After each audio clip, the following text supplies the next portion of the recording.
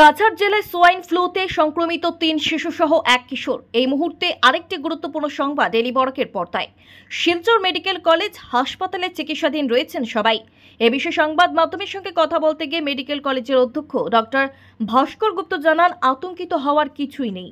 তিনি জানান, সোয়াইন ইনফ্লুয়েঞ্জায় আক্রান্ত হয়ে শিলচর মেডিকেল কলেজে ৫ জন শিশু ও কিশোর ভর্তি করা হয়েছিল।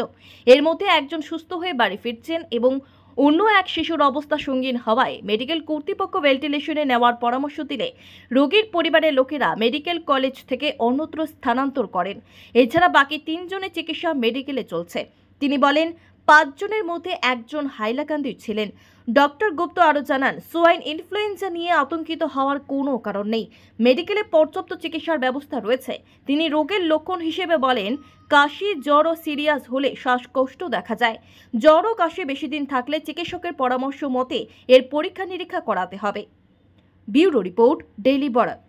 শিলচর মেডিকেল কলেজে সোয়াইন ফ্লু নিয়ে ভর্তি হয়েছিল ৫ জন পেশেন্ট। এর ভিতরে এখন ৩ জন পেশেন্টের চিকিৎসা চলছে, আর একজন পেশেন্ট নিজের থেকে ছুটি নিয়ে চলে গেছে, আরেকজন পেশেন্ট ডিসচার্জ হয়ে গেছে শিলচর মেডিকেল কলেজ থেকে। মারা গেছে মানে আমাদের কাছে কোনো নলেজ নাই মারা গেছে। ওই পেশেন্টটা একটা বাচ্চা মেয়ে ছিল যার সোয়াইন মানে ইনফ্লুয়েঞ্জাটা একটু বেশি ছিল। তো আমাদের শিলচর মেডিকেল কলেজে ওকে ইন্টেন্সিভ কেয়ারে, বাচ্চাদের ইন্টেন্সিভ কেয়ারে ভর্তি হয়েছিল এবং শ্বাসকষ্ট হচ্ছিল দেখে বাচ্চাকে ভেন্টিলেটর অ্যাডভাইস করা হয়েছিল।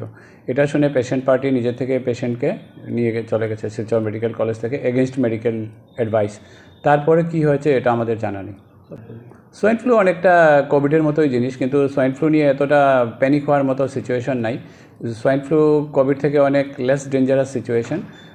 ইনফ্লুয়েঞ্জা হলে আমাদের যেটা জেনারেল মেজার্স আছে, যেরকম মাস্ক ইউজ করা বা ফ্রিকুয়েন্ট হ্যান্ড ওয়াশিং বা সোশ্যাল গ্যাদারিং অ্যাভয়েড করা, এগুলোই আর কি। এগুলো করলে সোয়াইন ফ্লু নিয়ে এত টেনশন হওয়ার নাই। আর সোয়াইন ফ্লু বেসিক্যালি ইনফ্লুয়েঞ্জাই হয়। ইনফ্লুয়েঞ্জা হলে যেরকম জ্বর, সর্দি, জ্বর, মাথা ব্যথা বা বেশি হলে শ্বাসকষ্ট হতে পারে। তো সাথে সাথে নিকটবর্তী ডক্টর বা স্বাস্থ্যকেন্দ্রে যোগাযোগ করেন। Swine flu completely treatable condition.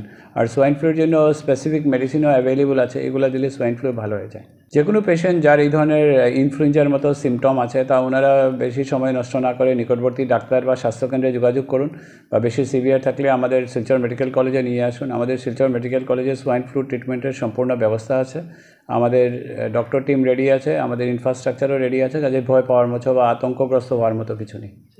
উপসর্গ যেগুলো থাকে, জ্বর হতে পারে, সর্দি জ্বর হতে পারে, তারপরে শ্বাসকষ্ট হতে পারে, শরীরে ব্যথা হতে পারে, অনেক সময় বুকে ব্যথা বা কোমরে পেটে ব্যথাও হতে পারে, আর একটু দুর্বল লাগতে পারে। তো এইগুলো হলে আপনারা সময় নষ্ট না করে নিকটবর্তী ডক্টর বা স্বাস্থ্যকেন্দ্রে যোগাযোগ করেন।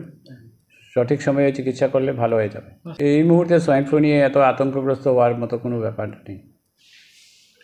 আমার মেয়ের নাম ফারহানা খানম বড়বুইয়া। কি হয়েছিল, কীভাবে মারা গেলেন উনি? জ্বর, কাশি। কী হয়েছিল, এক্স্যাক্টলি কী হয়েছিল আপনি একটু বর্ণনা করুন।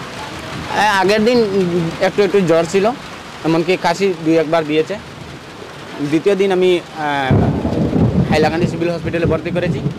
ওনারা ওখানে টেস্ট সব পরীক্ষা নিরীক্ষা করার পরে ওনারা বলছে যে শিলচর মেডিকেল কলেজ নিয়ে যাও। আমরা শিলচর মেডিকেল কলেজ নিয়ে গেছি।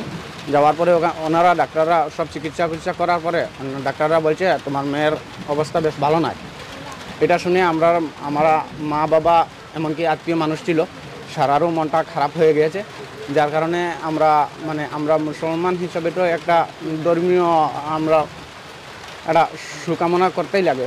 যার কারণে আমরা আমাদের মেয়ে জীবিত অবস্থায় আমাদের কুলে নিয়ে গিয়েছি। এখান থেকে রেফার নিয়ে আমরা ডাইরেক্ট আমরা সহিতে আমরা করে নিয়ে